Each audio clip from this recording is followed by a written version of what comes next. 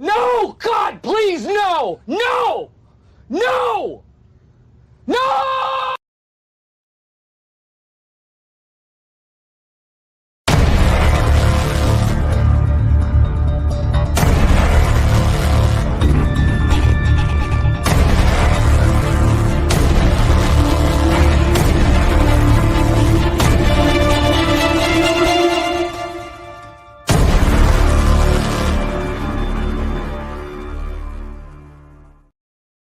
What's up, everybody? Welcome back to another session of Sports Talk49, the Overreaction show, live and always exclusively right here, anywhere you can find your podcasts and stuff like that.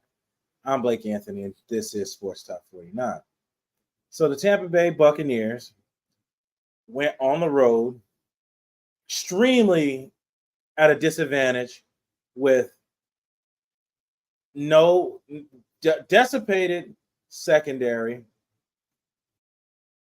offensive line down a lineman. Antoine Winfield out. No solidified edge guy, and still found a way to get pressure and still found a way to win this game and still kept the team for 2 weeks in a row, another team under the league average of 21.8 points a game. 2 times in a row so far. So let's go into the box score a little bit before we go into the detail of the game. Let me pull this up for you, put it on the full screen. All right. So by looking at this, Baker Mayfield didn't have a great day, but he was accurate. 12 for 19, 185, 1 touchdown, 1 interception. It was a bonehead INT, but it didn't end up costing. They ended up getting the ball back. They got beat on a fake punt, but it resulted in no points. So the defense held their own in this game, which could have gotten real ugly. Baker pretty much led the day in rushing, five rushes, 34 yards, and a TD. We'll look at a clip of that later. Bucky and Rashad were pretty much held in check, with the front banged up. Godwin led the day, 7 receptions, 117, and a TD. Mike Evans, 3 for 42, and pretty much everyone else was non-existent. Another week of the tight end position not being utilized or not coming up. Jordan Whitehead leading the day, 8 for 3, with the absence of Antoine Winfield. Now you see how important the pickup of Jordan Whitehead was now. Led the day in his absence, and the secondary wasn't getting beat over top with Jordan Whitehead's leadership. And great by Todd Bowles' game plan. Savasier Dennis, I did my perspective on that. Had a great game, six tackles, 4 assists, but watched my perspective on that, and you'll see why he did that. Tyke showed up. Of course, Levante. Zai came up with an interception early in the game, which led to some points. So guys showed up when they needed to show up in this game. They did lose Vita Vea in this game. And here's another stat for you. Jared Goff.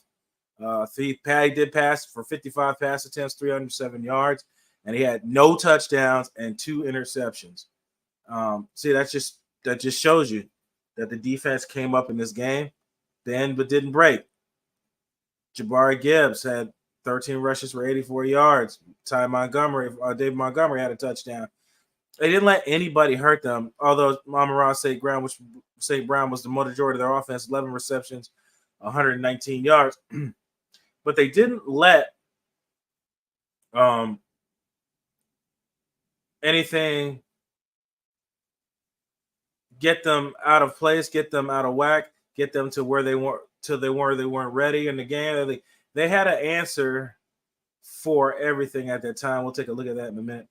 I said they had an answer for everything in that game, no matter what happened. The right tackle just couldn't handle Hutchinson, 4.5, 5 sacks, whatever you want to call it. Most of it came in the first quarter. Baker Mayfield kept his composure. Offensive line kept his composure. Graham Barton, again, another stellar performance. Jesus, guy just comes up with amazing blocks over and over, essential to that offensive line. They just kept things that they would find ways to lose. They found ways to win in this game, and that's shows you the maturity and how this team wins big games, wins when things are going right. because nothing was going right in that game, from injuries to giving up sacks on key downs, whatever it was. They didn't really give up their +1 on the turnover ratio, and they only gave up 1. So these guys kept showing up game in and game out, and they were able to come away with the victory in this game. So they look at it as a good thing. The other part is the injury. Who's going to fill in for Vita? They say he's week to week. It's not as bad. It was more precautionary, wheeling him off the field. But when you're that big and you got to take on double and triple teams all game, the knees and stuff take a hit, man. That's why I keep saying it. You've got to get somebody else that's going to give this guy a break. Because it's a lot of wear and tear on him. He is getting paid handsomely because he is the key to the cog of this defense, and you need him. Big shout out to Gaines and all the other guys that stepped in, the other supporting cast that stepped in and made plays in that game. Lions had an opportunity to run the ball on the Bucs when Vita Vea went out. They weren't able to do so.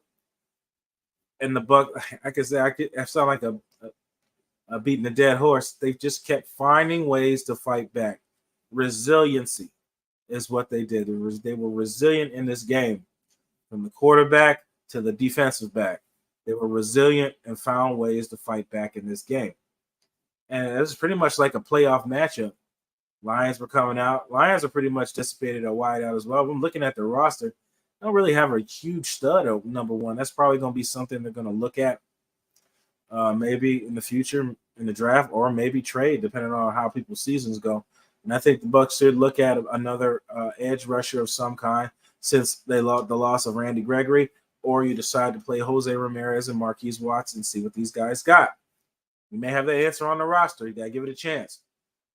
But there's a lot of questions and things that happen in this game. But big shout out to Baker Mayfield in this game. I'm a big critic of him when he doesn't play well, but I have to be fair and give credit when he does play well. And for that, it's for plays like this. They would have never called quarterback draws in the future, in the past, and things like that. So it's good that you have this option now at the quarterback position. Baker Mayfield takes it. It's a design draw. And who's downfield? Does he get a pancake too? Cade Barton downfield on a quarterback draw and gets a goddamn pancake. I didn't even notice that. Chip right upfield. Oh, you want some of this? Pancake. And Baker Mayfield goes in for the touchdown. Those are just things like that and plays like that the Bucs didn't have as options. And Baker staying healthy was another part I got on him a lot last year. He didn't take a lot of unnecessary. He stayed healthy. He's trying to keep himself out of harm's way. And that's how it's going to work for the 17 weeks of the season. Got to keep himself from taking unnecessary hits so he's able to play at a high level late in the season. Everybody's going to have nicks and bruises all year long. It's just part of the game. But he did a great job. He did a great job. I have really nothing bad to say about but the interception at an ill-advised time. It didn't lead to any points. But that's about the only thing I could say about him so far, is to try to mitigate that, especially in games like this. The third down to try to run out the clock. He almost threw another interception to the guy who ended the season for them last year. So, like I said, we'll see. They just got to keep their composure together and just keep on sticking together, using the depth chart on the team. Coach Bowles is going to continue to come up with great game plans for each opponent. And I'm just interested to see this ship rolling. You got the Denver Broncos coming out with another rookie quarterback. Don't overlook anything.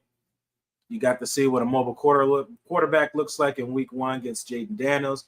Now you get to see one with Bo Nix. So I'm interested to see what the lineup is going to look like in this matchup. What do you guys think? That's all I got for now. Stay tuned for more articles from me, my perspectives and all that stuff, tape talks and stuff. I'm going to try to keep pumping out content over and over.